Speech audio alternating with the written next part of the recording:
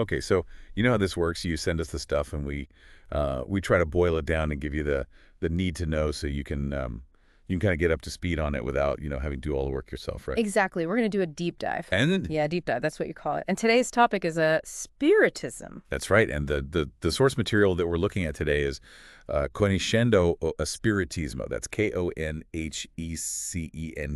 space Espiritismo. Right. That's the 1998 edition by Adenauer Marcos Ferraz de Noves. Mm-hmm. And it was published by Fundação Lar Harmonia in Salvador, Bahia, Brazil. Okay.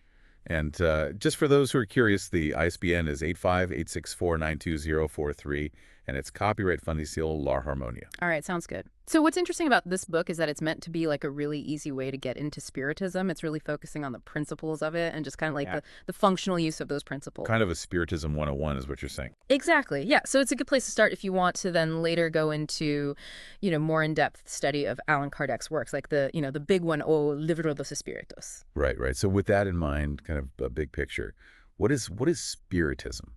What are we talking about here? Okay. So this book says that Spiritism is a doctrine about spirits, obviously their origin, their nature, and how they relate to the material world. So not just like ghosts floating around. No, it's more about like the spiritual nature of humanity and how that affects our lives. I see, I see. So where did this all begin? Like, how did Spiritism become a thing? So there was this key moment, April 1857, when O Livro dos Espíritos by Allan Kardec was published. Okay. That was a time of like huge change, like so much social, philosophical, and political upheaval. And science was also changing a lot. People were studying the mind, things like magnetism and hypnotism. Interesting. Yeah, it's really interesting to think about how Spiritism kind of emerged within all of that. Now, Allan Kardec, that wasn't his real name, was it? You got it. It was a pseudonym. His real name was Hippolyte Léon Denisard Reveil. Wow.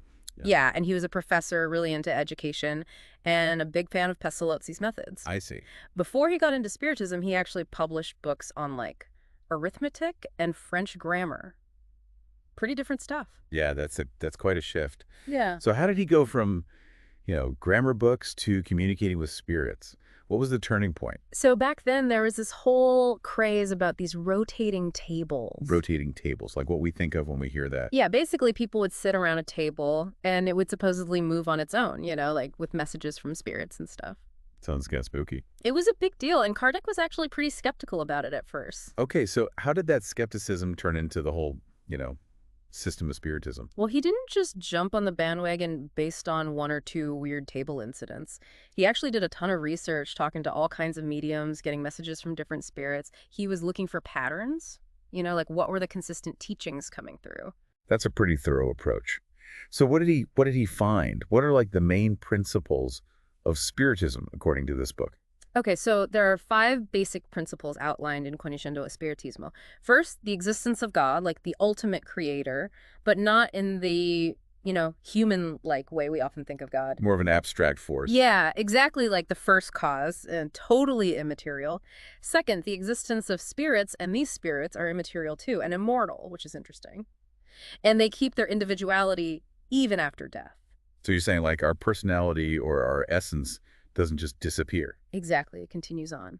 Then the third principle is that these spirits are always evolving, like always trying to reach perfection. So we're all on this journey towards betterment. That's the idea. The fourth principle is reincarnation. And that's like the mechanism for this evolution, kind of like a cosmic schoolhouse. Right. So we come back again and again to learn and grow. Yep. And that ties into the idea of divine justice too. We're not just punished or rewarded arbitrarily. It's all about learning and growing. And finally, the fifth principle is mediumship. Okay, so that's like the ability to communicate with spirits. Exactly. And the book says this is a natural human ability. We all have it to some extent. So Spiritism isn't about, worshiping spirits or fearing them. It's about understanding them and maybe even learning from them. Right. It's all about using this knowledge to make ourselves better, to become wiser and more loving. That's how we achieve true happiness, according to this book. Okay, so let's unpack some of this a bit more. Let's start with the God idea. What's the Spiritist view of God?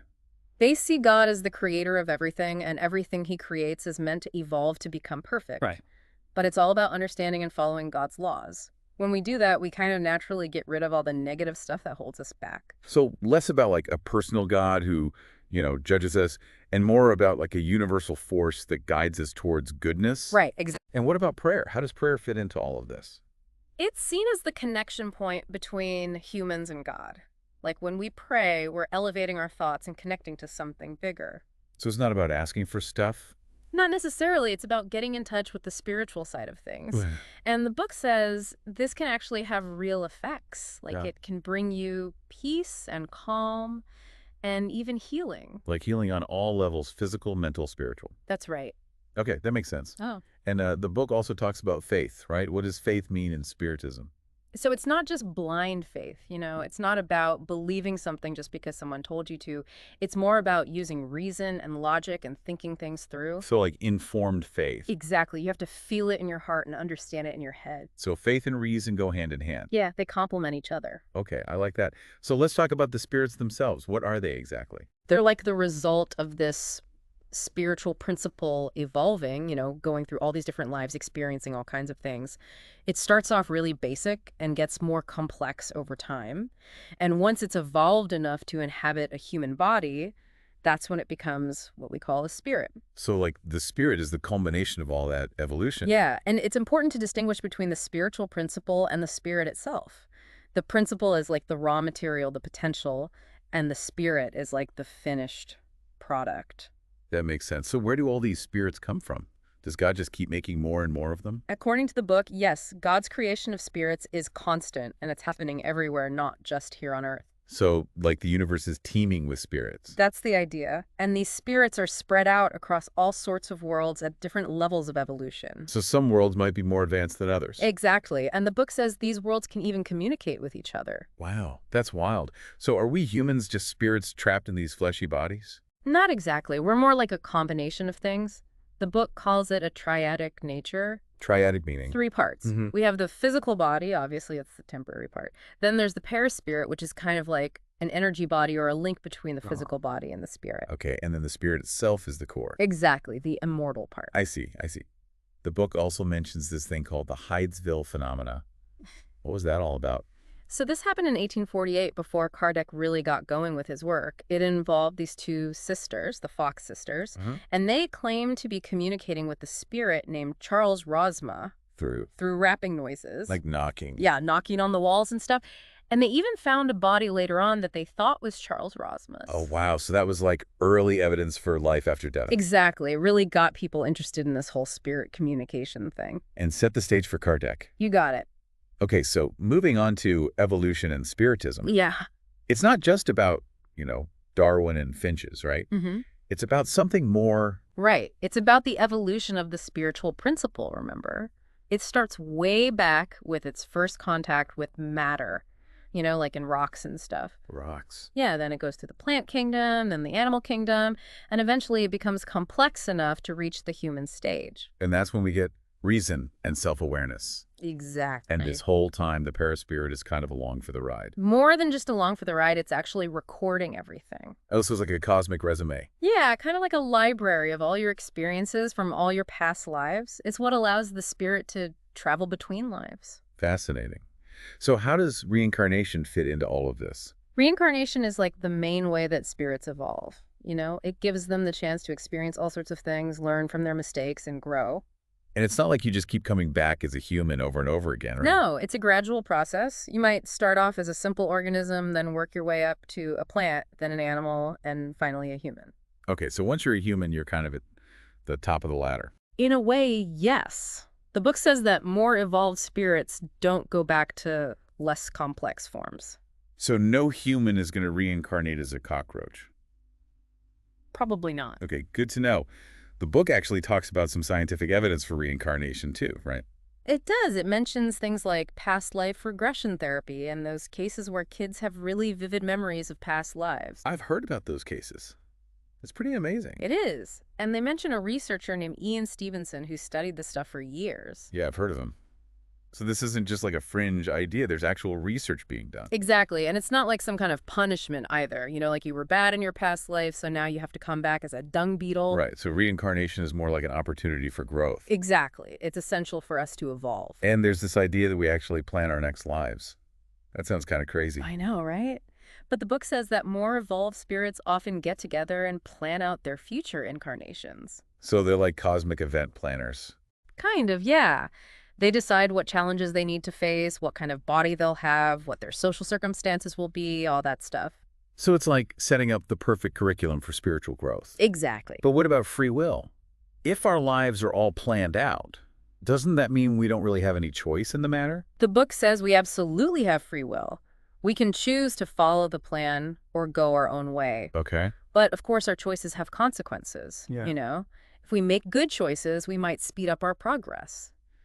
But if we make bad choices, well, that might create new obstacles for us to overcome. So it's like we're given a roadmap, but we can still choose which roads to take. Exactly. One thing I don't get, though, is if we reincarnate, why don't we remember our past lives?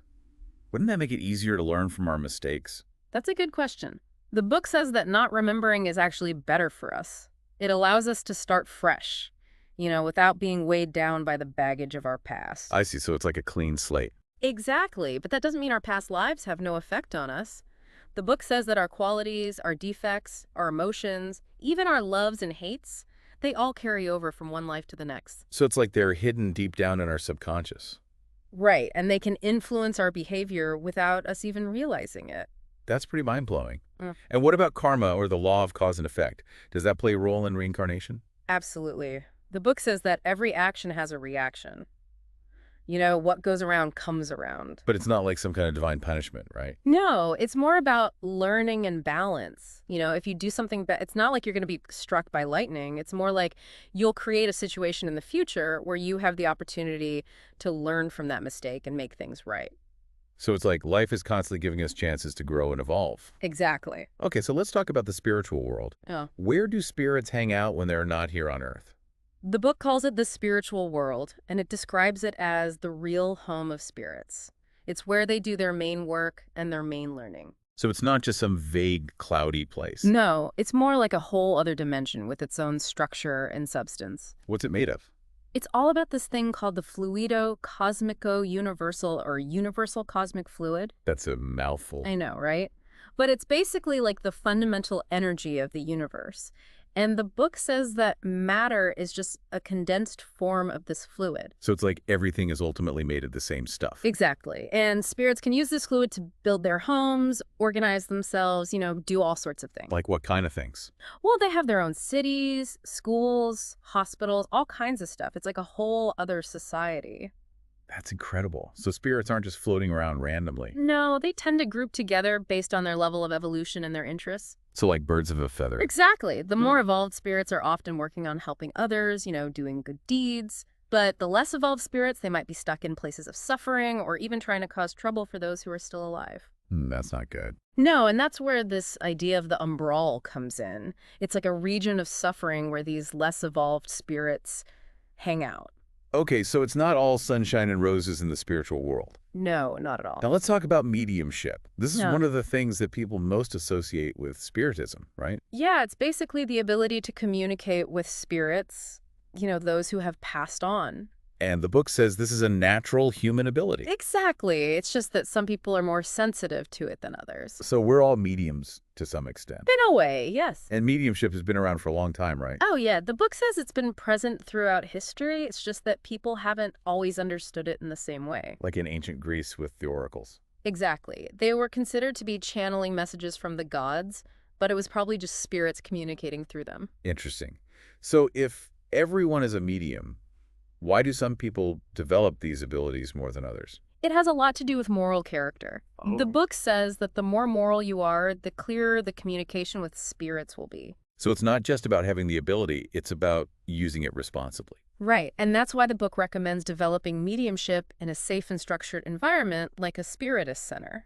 Because you've got more experienced people there to guide you. Exactly, and you also have the protection of more evolved spirits. Okay, that makes sense.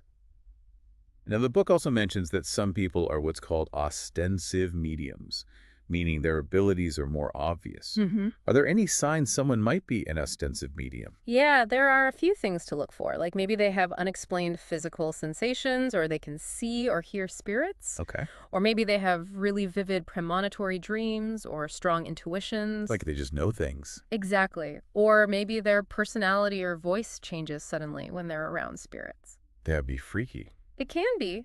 Or maybe they have involuntary movements, like their body is being controlled by something else. Okay. And sometimes they feel like they're being inspired with thoughts or ideas that don't feel like their own.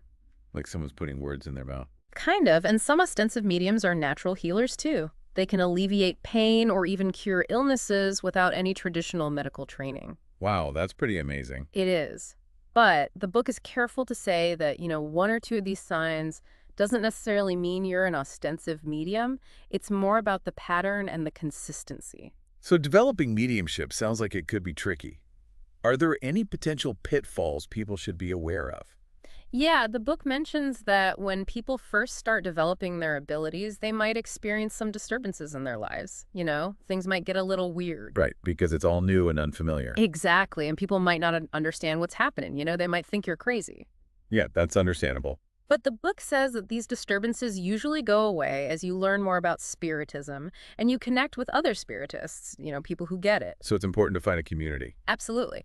And the book says that benevolent spirits often help people who are genuinely trying to develop their abilities responsibly.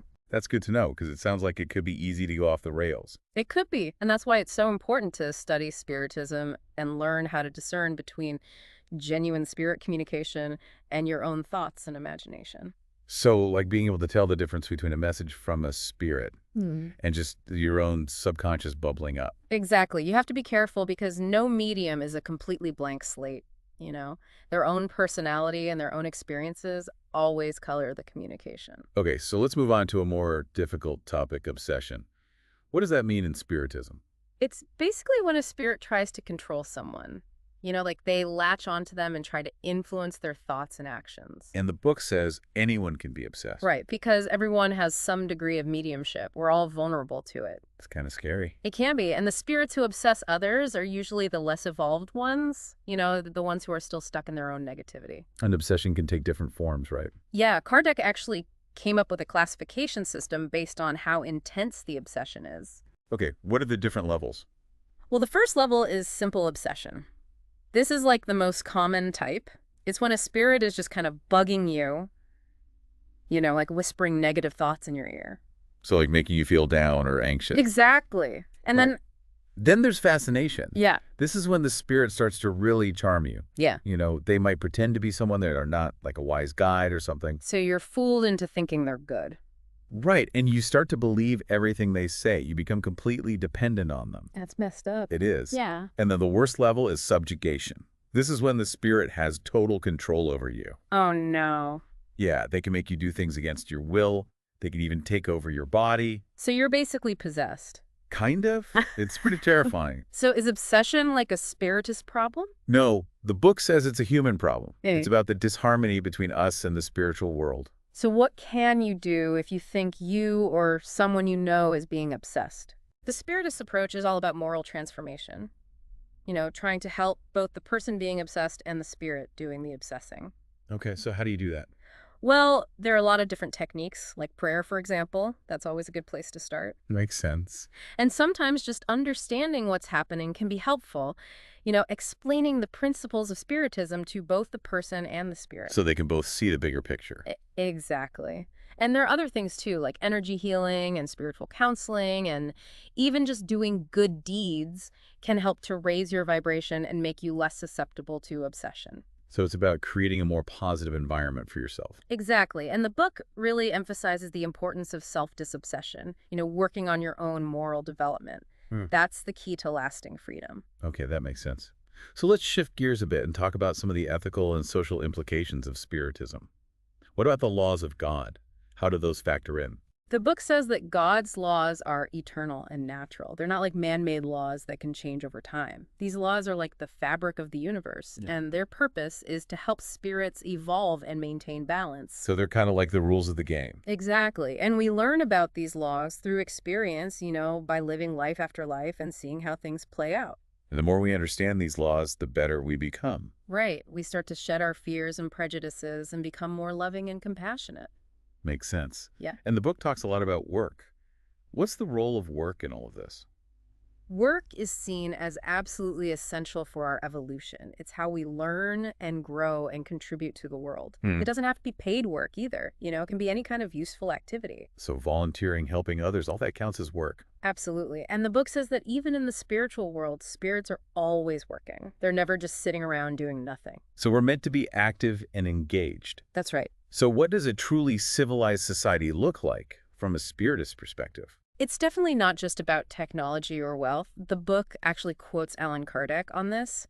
He says that a civilized nation is one where people are less selfish and more focused on learning and moral development than on material things. Okay. It's a place where intelligence is valued and where people treat each other with kindness and generosity. So basically a more enlightened society. Exactly, a society that's in tune with the laws of God. The book also talks about life in society and the importance of liberty. How does that all fit in? Living in society is seen as a necessary step in our evolution. It gives us the opportunity to interact with others, learn from them, and help each other. Right, because we can't just evolve in isolation. Exactly. And liberty is seen as a natural right, but it comes with responsibility. Meaning? Meaning we're free to make our own choices, but we also have to be accountable for the consequences of those choices. And free will plays a big role in this. Absolutely.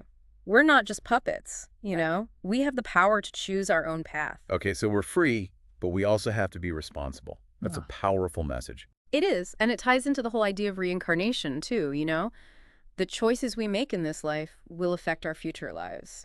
So we have to be mindful of our actions. Makes sense. Now, there's one more thing I wanted to ask about the environment. How does ecology fit into Spiritism?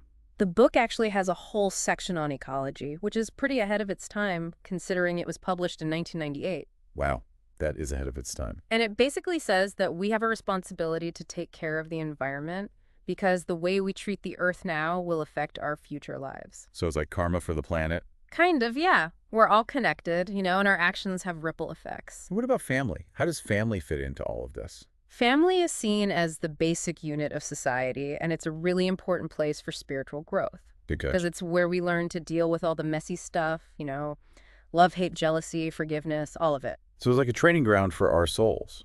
Exactly, and it's often the case that the people in our families are souls that we've known in past lives. So we're working out karma with them. In a way, yes. The book also talks about sexuality. What's the Spiritist view on that? It's not seen as something bad or shameful. It's seen as a powerful force that needs to be understood and used responsibly. Okay, so no repression. No, not at all. It's more about education and balance. And what about homosexuality?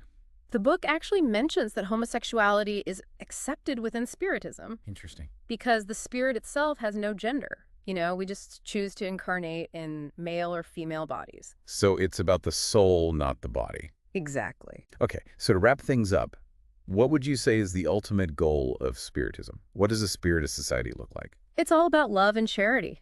Creating a world where everyone is happy and fulfilled. Sounds pretty utopian. It does, but Yeah. the book emphasizes that it all starts with individual moral progress.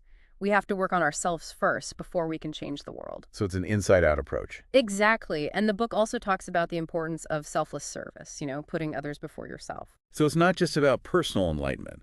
It's about making the world a better place. Exactly. This has been a really fascinating deep dive into Conhecendo o Espiritismo. Feel like I've learned a lot. Me too. It's a really rich and thought-provoking book. So for anyone listening who wants to learn more, what would you recommend? Definitely check out Allan Kardec's works, especially O Livro dos Espíritos. That's like the Bible of Spiritism. Maybe visit a Spiritist center. Yeah, it's a great idea. You can meet other Spiritists and learn more about the philosophy and the practices. And to leave everyone with a final thought, something to ponder, how do you think understanding spiritual evolution and reincarnation changes the way we see the world and our place in it? That's a big question. I think it gives us a much broader perspective, It makes us realize that this life is just one chapter in a much bigger story. And that we're all connected in ways we can't even imagine. Exactly. And it gives us hope, too, knowing that we're always evolving, always growing, always moving towards something better. That's a beautiful thought. It is. Well, this has been amazing. Thank you so much for sharing your expertise with us. You're welcome. It's been my pleasure. And to everyone listening, thanks for joining us on this deep dive into Conociendo Espiritismo. We'll see you next time. See you later. Bye.